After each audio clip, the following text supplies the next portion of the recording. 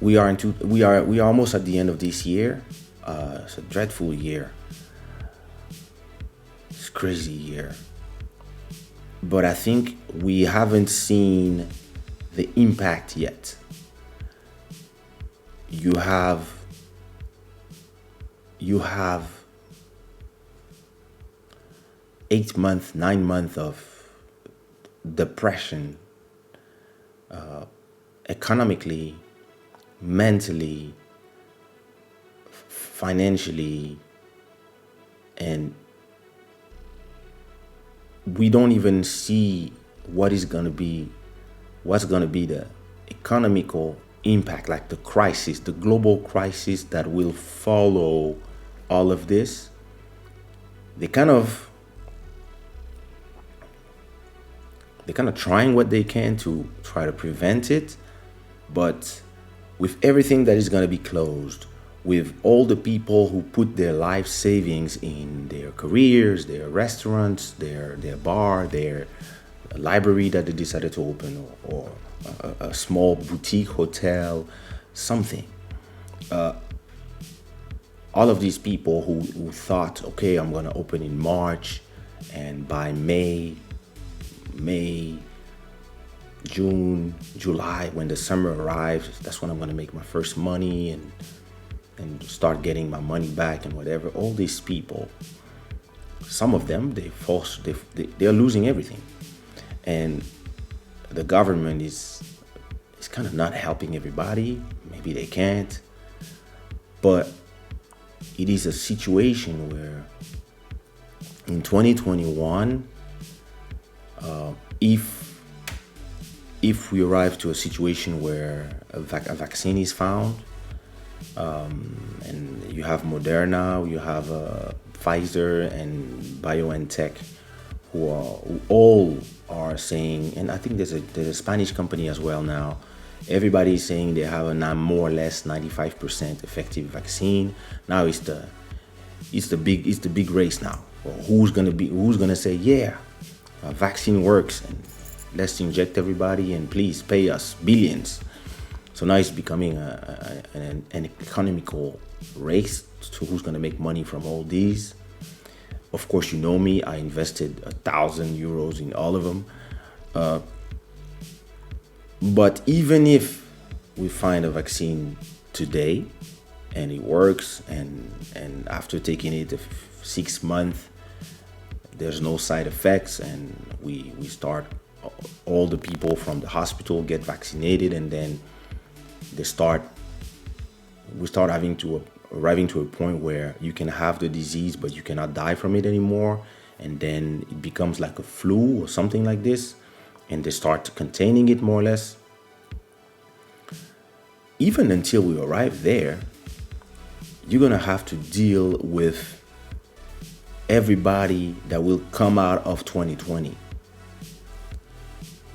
Everybody that have been beaten up for a whole year financially, everybody that haven't been helped, everybody that lost their livelihood, all the artists who could not perform anymore, all the clubs that's gonna close. So let's say that there's 1,000 artists that are hoping to perform soon as the gates are open, but when the gates are open, there's no more clubs. And I'm not talking about all the big clubs that will survive, or they will be bought or whatever, or somebody will refinance, etc. I'm talking about all the small clubs, because us in the Zouk, Kizomba, Afro market, unless we are big artists, we perform in the small clubs. And all these small clubs, half of them will not reopen. And it means that culture will suffer. And culture is, for all our countries, we are the culture. We are part of the culture. We spread the culture. And I don't know what's gonna happen, especially that now that in a very interesting way in Europe, maybe because it's getting cold. I don't know what is the correlation, but the cases are going back up like crazy, and everybody's closing their borders.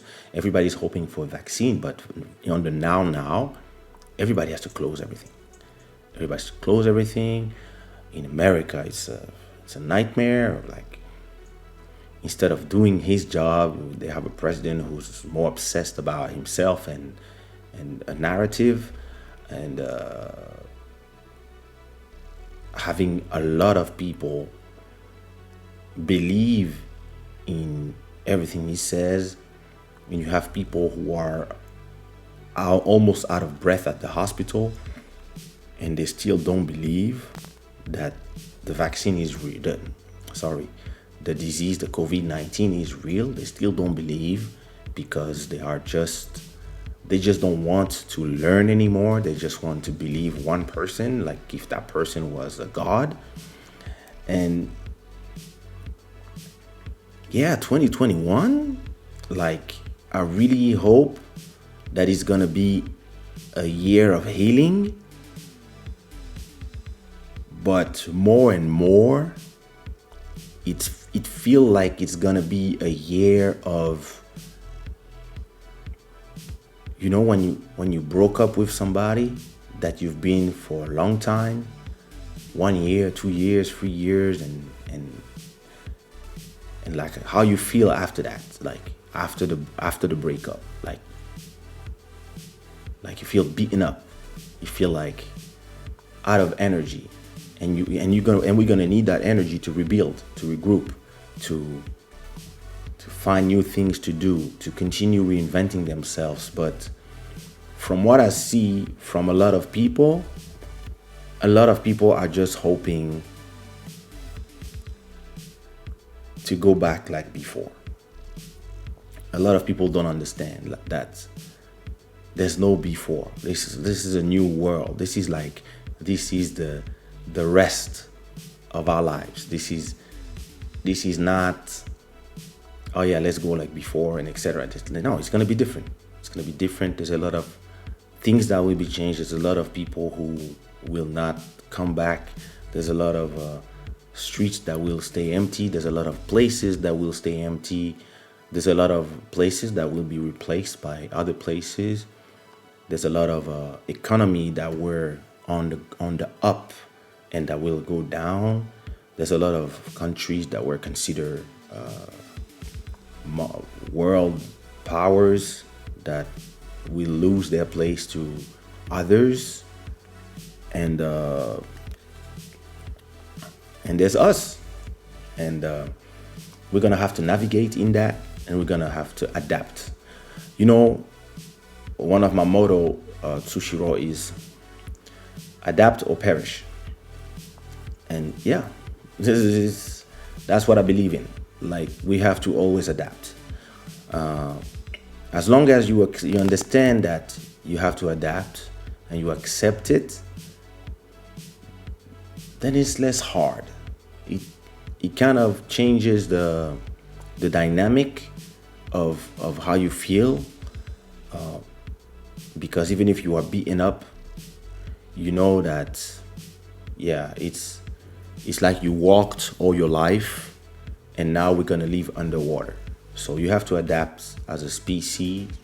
We have to start swimming and breathing underwater, and that's the new thing. And the faster we adapt and the faster we accept and we embrace the new us, whatever the change may be, it might just be a 5% change, but the faster we adapt and we accept and embrace those changes, the better we'll be.